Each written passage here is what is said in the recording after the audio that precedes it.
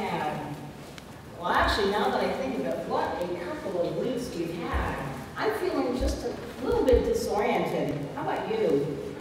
I call it snow days, spelled D-A-Z-E, snow days.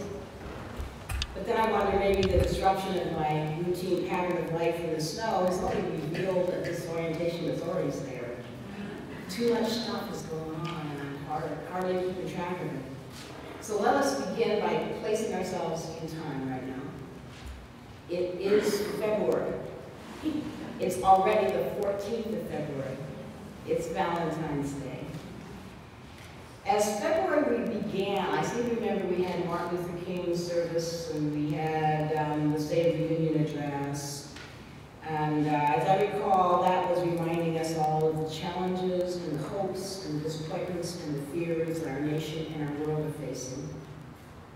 We have come into Black History Month and there's Chinese New Year's and I'm not sure what all else is going on. I'm sure you can help me remember what's going on. We had Groundhog's Day. We did see his shadow, and sure enough, winter showed us it will be around for a while. And by the way, all this snow is not just here. This is snow everywhere in the continental United States. And remember, the rainstorms in Southern California and in Vancouver at the Winter Olympics are reminding us of another global anxiety we must all face up to.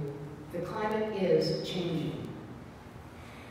We've had the Super Bowl, even though some of us couldn't watch it because the power was out, and almost none of us made it to our parties, but it set an all-time TV viewer level, the Super Bowl, and it was an emotional victory for the New Orleans Saints, reminding us, even 4.5 years after the devastation of Katrina, we are still moved by all that storm meant to us and to our society. And so thinking about that reminds us that Tuesday is Mardi Gras. That New Orleans celebration here has been commemorated in this church for the 10 years that Reverend Michael's been serving here. And by the way, that reminds me that Reverend Michael's coming back soon, a couple of weeks, so watch for your first Michael sighting. You won't be sick, keep going now. And Mardi Gras, a time of celebration, release this Tuesday. Letting the good times roll, the spirits loose, the saints go marching in. Mardi Gras comes the day before the beginning of Lent, Ash Wednesday in the Christian church year, the time of inner reflection and soul searching. And so with everything else going on and all the stuff that's been happening since the middle of January, now we also know that we're a month away from when the earthquake hit Haiti. And the suffering continues. And it is Valentine's Day. There's so much to keep track of. I'm in the snow days.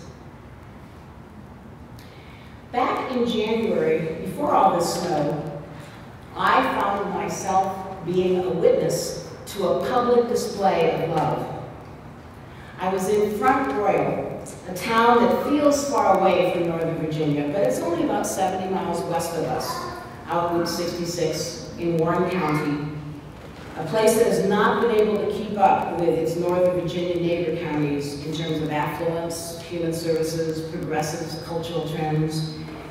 I found myself in an old-fashioned church in a fellowship hall, sitting on old fold-out chairs at a church dinner, long tables, crammed in with about 150 people. Now, this could have seemed like an ordinary church dinner from the 1950s, but it was different. It was a display of love. First of all, not only were all ages represented there, from babies to octogenarians, but there were people of every racial and ethnic background that I could imagine in Front Royal, Virginia. Blacks, whites, Middle Eastern, Central American, Asians, and many different religions, conservative to liberal to progressive to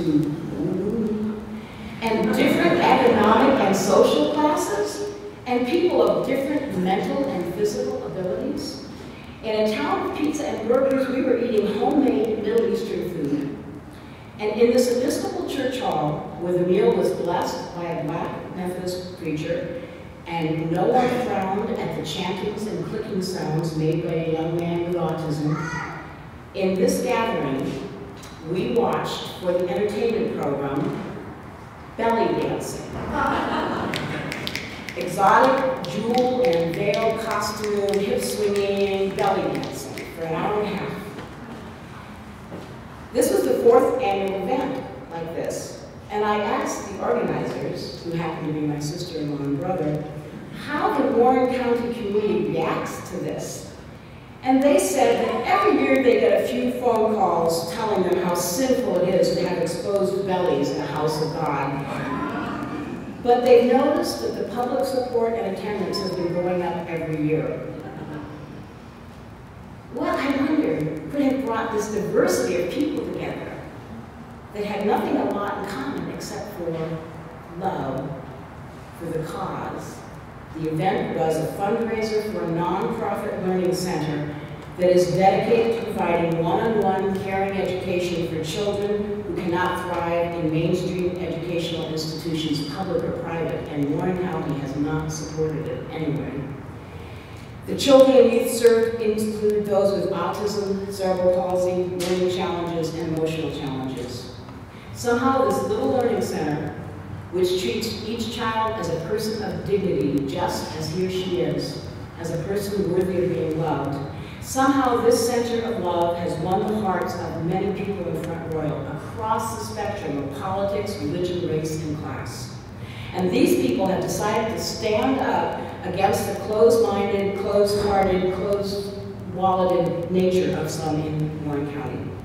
They have decided to stand up in love for the love of all people in their community, even those who have been labeled and historically marginalized.